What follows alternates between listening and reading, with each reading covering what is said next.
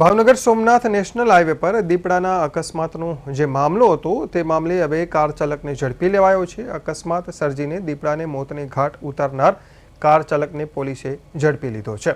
બાલાની વાવ નજીક national highway પર દીપડાને અજાણ્યા વાહન ચાલકે અડફેટે લીધો હતો, જેમાં દીપડાનું મોત થયું હતું। વડોદરાના કાર ચાલકને વન વિભાગે ઝડપી પાડ્યો।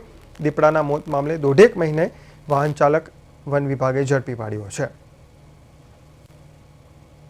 નાગેશ્રી રાઉન્ડના નાગેશ્રી બીટની હદમાં આવતા બાલાની વાવ ગામની હદમાંથી પસાર થતા સોમનાથ ભાવનગર હાઈવે પર તારીખ 26 જાન્યુઆરીના રોજ અજાણ્યા વાહન દ્વારા માદા દીપડાનું મૃત્યુ નિપજાવવામાં આવેલ।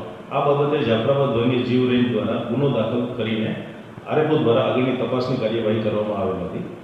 જે અંગે વડોદરાના વતની જોય થેવેલિયોને બીએનએસએસની સેક્શન 35(3) મુજબ નોટિસ આપતા આરોપી પોતાની માલિકીના વાહન કિયા કેરેન્સ સાથે હાજર થયેલ છે, જે બાબતે આગળની ધોરણસરની કાર્યવાહી જાફરાબાદ વન્યજીવ રેન્જ દ્વારા